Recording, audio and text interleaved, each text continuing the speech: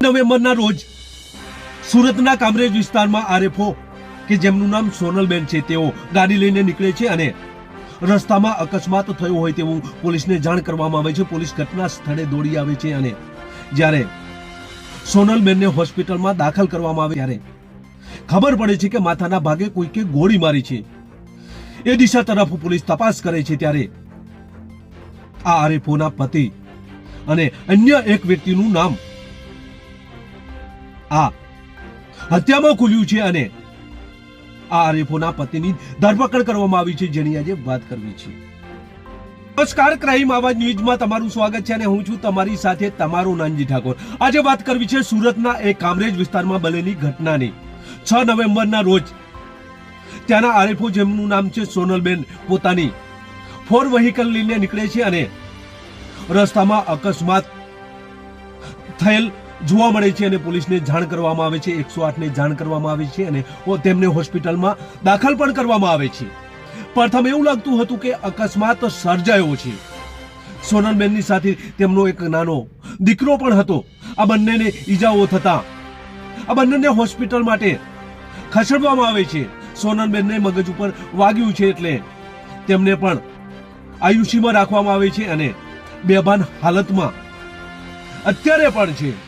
સોનલબેનને માથાના ભાગે વાગેલું છે એટલે સ્ટીચ સ્કેન કરવાની જરૂરિયાત પડે છે અને જ્યારે સ્ટીચ સ્કેન કરે છે ત્યારે માથાના ભાગે ગોળી વાગ્યાનું નિશાન છે અને ગોળી પણ ફસાયેલી છે।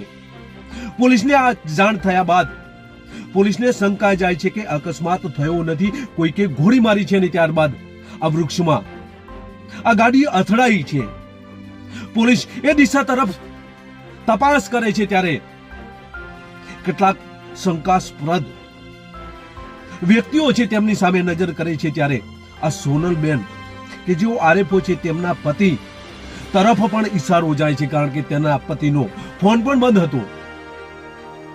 સોનલબેનના પતિ અને આ સોનલબેન વચ્ચે ઘણા સમયથી રકઝક ચાલી રહી હતી, એકબીજા વિરુદ્ધ અરજીઓ પણ કરવામાં આવી હતી। આ તમામ બાબતો પોલીસ સર્ચ કરે છે અને જ્યારે તેના પતિને ફોન કરે છે ત્યારે તેમનો ફોન પણ સ્વિચ ઓફ આવે છે।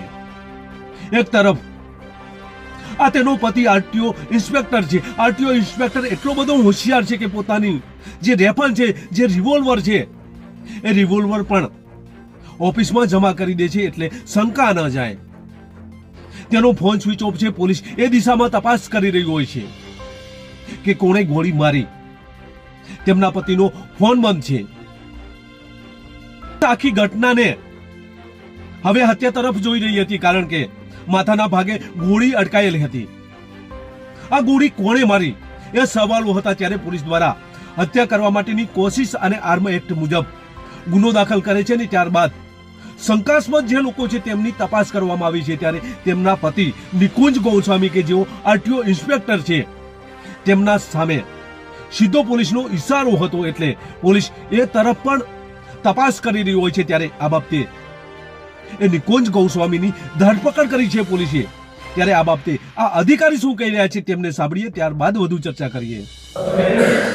ગઈ તારીખ 6/11/2025ના રોજ સવારના 8:15 વાગ્યાના અરસામાં સુરત ગ્રામ્યના કામરેજ તાલુકાની હદની અંદર જોખા ગામનાવાળા રોડ ઉપર આરએફઓ સોનલબેન સોલંકીની ઉપર ફાયરિંગ થવાની ઘટના બનેલી, જેમાં સોનલબેન છે એ ગંભીર રીતે ઘાયલ થયેલા છે, એમના માથાની અંદર ગોળી વાગેલી છે।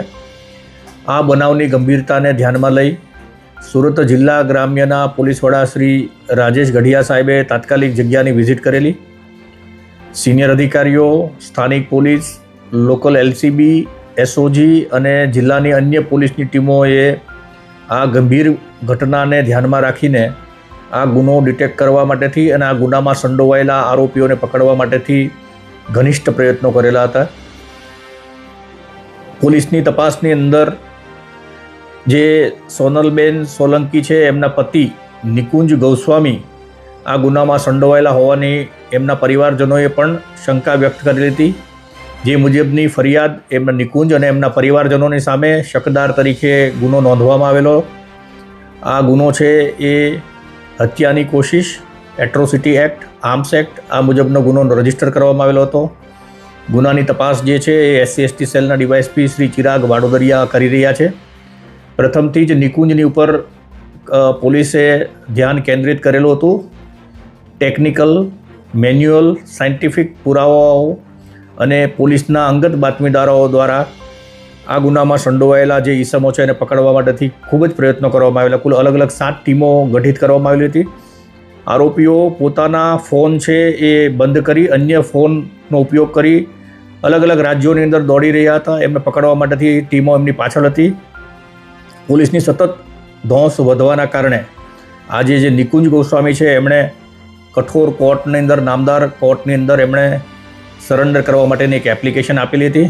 આ નિકુંજ સામે અગાઉ એમણે પત્નીના ગાડીની અંદર, કારની અંદર GPS ફિટ કરવા અને સ્ટોકિંગ અંગેનો જે ગુનો દાખલ થયેલો હતો એ ગુનાની અંદર સરેન્ડર અરજી કરેલી, જે નામદાર કોર્ટે રિજેક્ટ કરેલી હતી.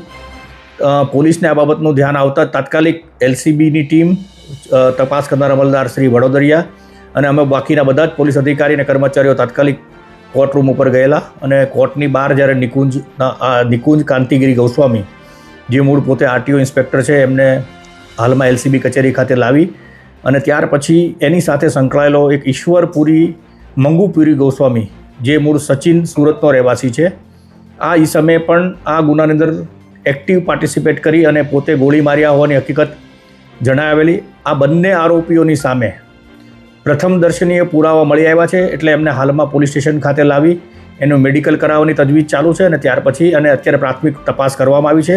બંને જણાએ પોતાનો ગુનો છે એ પોલીસ સમક્ષ અત્યારે કબૂલ કર્યો છે. અમારી પાસે પ્રાથમિક ઘણા બધા પુરાવાઓ છે કે જેની અંદર બંનેની સંડોવણી હાલમાં ધ્યાનમાં આવી રહી છે. હાલમાં આ ગુનાની કામે તપાસ કરનાર અમલ દ્વારા બંનેની ધરપકડ કરવાની તજવીજ ચાલુ છે. પતિ પત્નીને વચ્ચેના ઘણા વર્ષોથી અણબનાવ ચાલતો હતો અને આ બાબતને બંને પક્ષો તરફથી એકબીજાની સામે આક્ષેપો કરતે અરજીઓ થયેલી છે.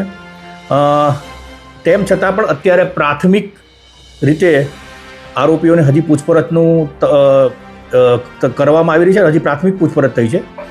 આવતીકાલે આપને વિગતવાર જે કંઈ ઘટના છે એ બાબતની વિશેષ માહિતી આપી શકાય એમ છે. અસભ્ય સોનલબેન છે જે ઈજાગ્રસ્ત છે, તેની સ્થિતિ કઈ રીતની છે અને શું સજા આપવાના જણાવજો. ઈજા પામનાર જે RFO સોનલબેન છે એ અત્યારે પણ એની તબિયત ઘણી નાજુક છે. ઇન્ટેન્સિવ કેર યુનિટની અંદર એમને એડમિટ કરવામાં આવ્યા છે, વેન્ટિલેટર ઉપર છે. એમની તબિયત નાજુક છે, પણ ડૉક્ટર તરફથી એમની ખૂબ સારી સારવાર કરવામાં આવી રહી છે. અમે પણ ડૉક્ટરો સાથે સતત સંપર્કમાં છીએ. અમને આશા છે કે ખૂબ ટૂંક સમયમાં એમની તબિયત છે એ સુધારો થશે. આપણે પોલીસ અધિકારીનું કહેવું છે કે નિકુંજ ગોસ્વામી કે જેઓ RTO ઇન્સ્પેક્ટર છે અને આ સોનલબેનના પતિ છે, આ બંને વચ્ચે અનેક વખત અણબનાવો પણ બન્યા છે, અનેક વખત અરજીઓ પણ કરવામાં આવી છે. ત્યારે કાયમના માટે કાંટો કાઢી નાખવા માટે આ RTO ઇન્સ્પેક્ટર દ્વારા આ કૃત્ય એક અન્ય વ્યક્તિથી કરાવવામાં આવે છે, જેમનું નામ છે ઈશ્વરભાઈ ગોસ્વામી. આ બંનેની પોલીસે હાલ તો ધરપકડ કરી છે. નિકુંજ ગોસ્વામી પોતે GPS પોતાની પત્નીની ગાડીમાં રાખ્યું હતું ને એ માટે કોર્ટમાં સપન પણ કરવા માટે, કોર્ટમાં રજૂ થવા માટે અરજી આપી હતી, પરંતુ કોર્ટે એ અરજી ફગાવી દીધી હતી અને પોલીસને જાણ થતા પોલીસ ત્યાં દોડી આવે છે અને નિકુંજ ગોસ્વામીની ધરપકડ કરે છે. આ તપાસમાં 2 વ્યક્તિઓના નામ ખુલ્યા છે. એક સોનલબેન જેઓ RFO છે, તેમના પતિ RTO ઇન્સ્પેક્ટર નિકુંજ ગોસ્વામીનું. આ નિકુંજ ગોસ્વામી દ્વારા એક વ્યક્તિને પોતાની પત્નીને મારી નાખવા માટે, કે જેનું નામ છે ઈશ્વર ગોસ્વામી, તેને મોકલે છે અને આ ગોળી ઈશ્વરભાઈએ મારી છે, આવું પોલીસ દ્વારા તપાસમાં સામે આવ્યું છે. ત્યારે આ નિકુંજ ગોસ્વામી જ્યારે પોતાની અરજી કોર્ટમાં દાખલ કરે છે અને કોર્ટે જ્યારે આ અરજી નામંજૂર કરી છે ત્યારે તેની ધરપકડ કરવામાં આવી છે. પોલીસ વધુ પૂછપરછ માટે રિમાન્ડ પણ માંગશે.